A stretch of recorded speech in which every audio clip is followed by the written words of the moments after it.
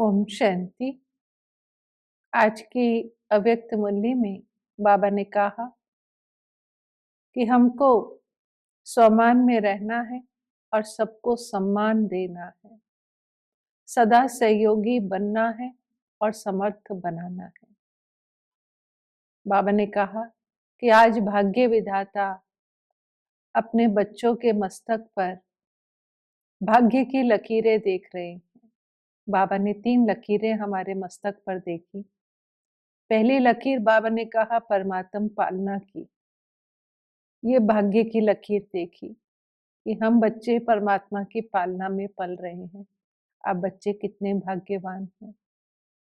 दूसरी बाबा ने कहा सत शिक्षक द्वारा शिक्षा प्राप्त करने की लकीर, कि स्वयं परमात्मा जो सबसे बड़ा शिक्षक है, सत्य ज्ञान सुनाते हैं, वो हमें डायरेक्ट शिक्षा दे रहे हैं। ये बाबा ने कहा दूसरा भाग्य देखा। और तीसरा बाबा ने कहा श्रीमत का भाग्य, कि आप बच्चों को इतनी ऊंच श्रेष्ठ श्रीमत मिल रही है। उस समय 6 लाख बाबा के बच्चे थे, तो बाबा ने कहा देखो करोड़ों में से आप 6 लाख आत्माएं इस भाग्य को प्राप्त कर रहे हैं। आप वही कोटों में कोई में कोई आत्माएं हो। बाबा ने कहा कभी आपने स्वप्न में भी सोचा था कि आपको ये भाग्य प्राप्त होगा? स्वयं भगवान बाप टीचर और सतगुरु के रूप में हमें मिलेंगे। तो बाबा ने कहा इस भाग्य को केवल स्मृति में नहीं रखो, लेकिन इसको स्मृति स्वरूप बनो। सोचना स्वरूप नहीं बनो, स्मृति स्वरूप बनो। क्योंकि सोचना स्वरूप सो समर्थ स्वरूप नहीं है, स्मृति स्वरूप सो समर्थ स्वरूप है। फिर बाबा ने कहा कि बाबा बच्चों की लीला भी देखता है। वैसे तो प्रभु लीला होती, लेकिन प्रभु अपने बच्चों की लीला देखता है। बाबा ने कहा मैं क्या लीला देखता हूँ, कभी सोचना स्वरूप तो कभी स्मृति स्वरूप, है ना, एक रस नहीं है। अभी अभी देखो तो सोचना स्वरूप है, अभी अभी देखो तो स्मृति स्वरूप है ना? कि सदा स्मृति स्वरूप बाबा ने कहा नहीं रहते। बाबा ने कहा कि 63 जन्मों से आप बच्चों को मेहनत करने की आदत है, इसलिए जब सोचना स्वरूप बनते हैं तो मेहनत लगती है समर्थी आने में। लेकिन जब आप स्मृति स्वरूप बनते हैं तो कोई मेहनत नहीं है, क्योंकि वो संगम युग तो बाबा ने कहा वैसे भी वरदानी युग है। इसको तो वरदान है ना, कई वरदान है हमारे पास। विजय का वरदान है, सफलता हमारा जन्म सिद्ध अधिकार है। तो इस वरदानी समय में बाबा ने कहा मेहनत की जरूरत नहीं है, सिर्फ स्मृति स्वरूप बनो। बाबा ने कहा जैसे देखो देह भान है, तो देह भान जो है आपकी नेचुरल नेचर थी, तो इसलिए उसमें देह भान में आने में, उस स्मृति में आने में कोई मेहनत नहीं। आपको बार बार देह भान अपनी तरफ आकर्षित कर लेता था, आप देह भान में आ जाते। बाबा ने कहा यहाँ तक कि जब आत्म अभिमानी बनने की भी आप मेहनत करते या उस स्थिति में स्थित होते, तो भी बीच बीच में देह भान अपनी तरफ आकर्षित कर लेता, क्योंकि नेचुरल नेचर बन गई थी। तो बाबा ने कहा जब देह भान को आपने नेचुरल नेचर बना लिया बिना मेहनत के, कोई मेहनत नहीं करी, तो उसी तरह से देही अभिमानी ना आत्मा अभी भी नेचुरल नेचर बन जाए। बाबा ने कहा उसके लिए क्या करना है?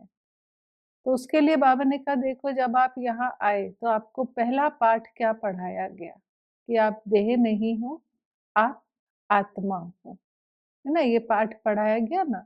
तो बाबा ने कहा ये पाठ पक्का करो कि मैं देह नहीं हूँ, मैं आत्मा हूँ, तो आपकी ये नेचुरल नेचर बन जाएगी। बाबा ने कहा कि अंतिम पेपर आप ब्राह्मणों का नष्टो मोहा स्मृति स्वरूप का आना है। इसलिए इस वर्ष बच्चे पूछते हैं बाबा क्या करें, तो बाबा ने कहा कि इस वर्ष देही अभिमानी स्मृति स्वरूप भाव, ये विशेष बाबा ने कहा अंडरलाइन करो, इस पर विशेष अटेंशन दो। इससे क्या होगा कि बाबा ने कहा समाप्ति का समय इससे समीप आएगा। जो दुनिया में आपके भाई बहनें दुखी अशांत हैं, उनको भी मुक्ति मिलेगी, मुक्ति का दरवाजा खुलेगा, क्योंकि आपकी मुक्ति सर्व को मुक्ति दिलाएगी।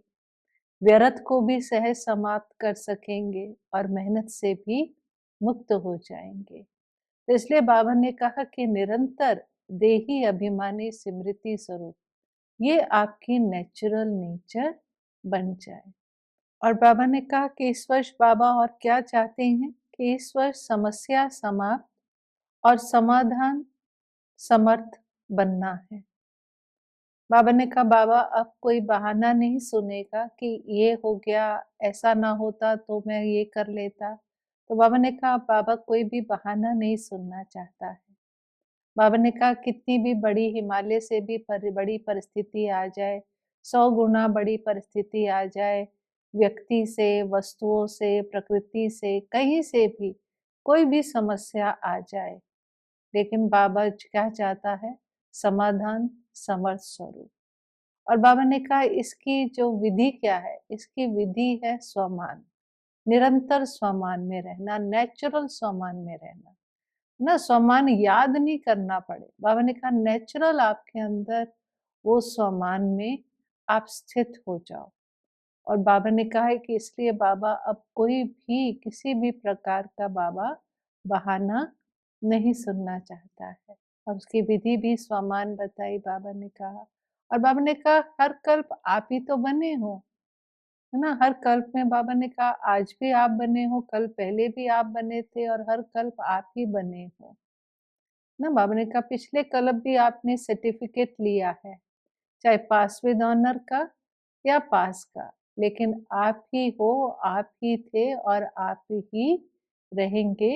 ये भी स्मृति में बाबा ने कहा रखो। फिर बाबा ने कहा देखो शिवरात्रि पर आपने कितने बड़े बड़े प्रोग्राम करे, कितने मेगा प्रोग्राम करे, कैसे? तो बाबा ने कहा देखो उसमें थी दृढ़ता और एकता। तो दृढ़ता और एकता के कारण सबके अंदर बड़ा उमंग उत्साह था, लगन थी। तो उमंग उत्साह और लगन, एकता, दृढ़ता से क्या हुआ? जो आपने संकल्प किया उस संकल्प में समर्थी आई। बाबा ने कहा सब एकता को हिम्मत दिलाकर ना क्या उमंग लाओ कि आगे बढ़ाओ कि समय को समीप लाना है। बाबा के आगे मीटिंग वाले थे, तो मीटिंग वालों को भी बाबा ने यही कहा कि आप कुछ ऐसा प्लान बनाओ ना, सेवा के तो प्लान बनाते हो लेकिन ये भी प्लान बनाओ कि सबको कैसे सहयोग दें। तो बाबा ने कहा कि उसके लिए स्वमान में रहना है और सबको सम्मान का सहयोग दो। ये बाबा ने विशेष पॉइंट मीटिंग वालों को दिया, क्योंकि बाबा ने कहा कि जब ऐसी कमजोर आत्मा को, गिरे हुए को गिराया नहीं जाता है, उठाया जाता है। और जब ऐसी कमजोर आत्मा को आप सहयोग देते हैं तो बाबा ने कहा ये बहुत बड़े से बड़ा पुण्य है। इसको बाबा ने बहुत बड़ा पुण्य कहा। इसलिए बाबा ने कहा कि सम्मान दो, उसको सहयोग दो, और उससे पहले स्वयं स्वमान में रहो, क्योंकि अगर अभिमान वाला तो किसी को सम्मान दे नहीं सकता। तो इसलिए स्वमान में रहो और सबको सम्मान दो, ये सहयोग दो। फिर बाबा ने कहा इसलिए इस वर्ष क्या करेंगे? सब बाबा ने कहा बस यही करना है, स्वमान में रहना है, सम्मान देना है, समर्थ बनना है और समर्थ बनाना है।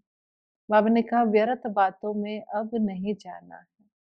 और बाबा ने कहा सबसे सहज पुरुषार्थ क्या है? तो बाबा कई बार कहते हैं। बाबा ने कहा दुआएं दो और दुआएं लो।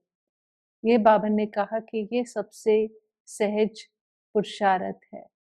उसके लिए बाबा ने कहा ऐसे नहीं सोचो कि वो मुझे दे तब मैं दूं, नहीं। ये बाबा ने कहा ये तो बिजनेस हो जाता है। बस यही स्मृति में रखो कि देना है, देना है, बस देना है। तो बाबा ने कहा जो इस तरह से सेवा करता है, सदा देने का सोचता है, तो बाबा ने कहा ये महिमा योग्य बनता है, क्योंकि जो सम्मान देगा, समर्थ होगा, तो बाबा ने कहा वो वर्तमान में महिमा योग्य बनता है, माननीय बनता है। और भविष्य में क्या बनेगा? यहाँ का माननीय, भविष्य में पूजनीय बनता है। फिर बाबा ने ये भी कहा कि समय की तीव्रता को देखते हुए बाबा बच्चों को इशारा देता है कि एक साथ 3 सेवाएं करो। ना ये ज़रूरी है। बाबा ने कहा ये बहुत, बहुत, बहुत आवश्यक है कि एक साथ आपको 3 सेवाएँ करनी है। एक वाणी द्वारा, दूसरा स्व की शक्तिशाली स्थिति द्वारा और तीसरी वाइब्रेशंस द्वारा। बाबा ने कहा वाइब्रेशंस क्या करते हैं? वाइब्रेशन से ही वायुमंडल बनता है और वाइब्रेशंस जो है वो दिल में छप जाते हैं। और बाबा ने ये भी कहा कि जो आप 1 वर्ष में इस कार्य है वो 1 महीने में कर सकते हैं, अगर हम ये तीनों प्रकार की सेवा एक साथ करेंगे। तो फिर उसके बाद बाबा ने ड्रिल कराई कि ज्ञान ज्ञान सूर्य की ड्रिल कराई कि ज्ञान सूर्य की स्थिति में स्थित होकर, है ना, भयभीत आत्माओं को बाबा ने कहा शक्ति दो, किरणें दो, वाइब्रेशन दो, क्योंकि वो आत्माएं बहुत भयभीत हैं। इस तरह से बाबा ने ड्रिल भी कराई। बाबा ने दूर बैठे बच्चों को भी याद प्यार दिया। बाबा ने कहा आप तो दिल तख्त नशीन हो। बाबा ने कहा ये बाप का प्यार ही है जो सभी बच्चों को उड़ा रहा है। बाप का भी प्यार और बच्चों का भी प्यार है। उसके बाद बाबा ने बड़ी दादी को भी देखा। बाबा ने कहा कि ये ब्रह्मा बाबा की तरह है, ब्रह्मा बाप समान कार्य कराती है कि ये करना है, करना है। दादी बहुत उमंग भरती ना, करना है, तो सबके अंदर उमंग आता। तो बाबा ने कहा जैसे ब्रह्मा बाप सबके अंदर सेवा का उमंग भरता, ऐसे बड़ी दादी भी ब्रह्मा बाप समान उमंग भरती। फिर बाबा ने कहा आपके अंदर रूहानी ताकत बहुत है, रूहानी शक्ति बहुत है, उसके आगे शरीर की तबीयत कुछ भी नहीं। फिर बाबा ने सभी दादियों को भी कहा कि आपका संगठन बहुत अच्छा है, उसकी विशेषता है आपके संगठन की एकता और दृढ़ता। तो ऐसा ही संगठन बाबा ने कहा आदि रत्नों का, जो आदि सेवा के रतन है, जो साकार बाबा के समय निकले, उनको भी बाबा ने खड़ा किया और उनको भी कहा कि ऐसा संगठन तैयार करो, क्योंकि संगठन अगर पावरफुल है तो संगठन में बहुत बल होता है, आप कुछ भी कर सकते हैं। इसलिए बाबा ने कहा कि संगठन बनाने की आज जो है बहुत बहुत बहुत आवश्यकता है। आज के वरदान में बाबा ने कहा स्वामान की सीट पर सेट हो, हर परिस्थिति को सहज पार करने वाले सदा विजयी भव। बाबा ने कहा जब आप स्वामान की सीट पर सेट हो जाते हैं, जैसे मैं विजयी आत्मा हूँ, मैं सर्वशक्तिवान आत्मा हूँ, तो इस सीट पर सेट हो जाने से लक्षण स्वतः आते हैं। और वैसे भी बाबा ने कहा जो सीट पर होता है उसका कहना माना जाता है ना, सीट की वैल्यू होती है ना। तो सीट पर जब हम बैठते हैं तो बाबा ने कहा कि उसका कहना भी माना जाता है। और बाबा ने कहा कि ये सीट आपको क्या करेगी ना, सम्मान की जो सीट है वो आपको निरंतर विजयी बना देगी। इसलिए बाबा ने कहा, और साथ साथ बाबा ने कहा ये संगम युग है और संगम युग को विशेष वरदान भी है, वरदानी युग है ना। हमें तो वरदान है, विजय का वरदान भी है और विजय की सीट पर भी हम बैठे हैं। तो क्या होगा? तो बाबा ने कहा स्वतः ही आपको विजय प्राप्त होगी। इसलिए बाबा ने कहा सम्मान की सीट पर सेट रहो।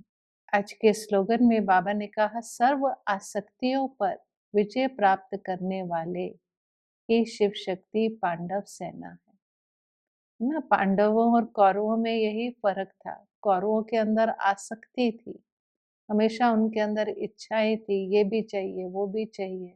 और पांडव जो थे वो किसी भी प्रकार की उनके अंदर आसक्ति नहीं थी, हद की उनके अंदर कोई भी आसक्ति नहीं थी, तभी वो विजयी बने। इसलिए बाबा ने कहा कि जिनके अंदर, जिन्होंने आसक्तियों पर विजय प्राप्त कर ली है, वही शिव शक्ति पांडव सेना है। ओम शांति।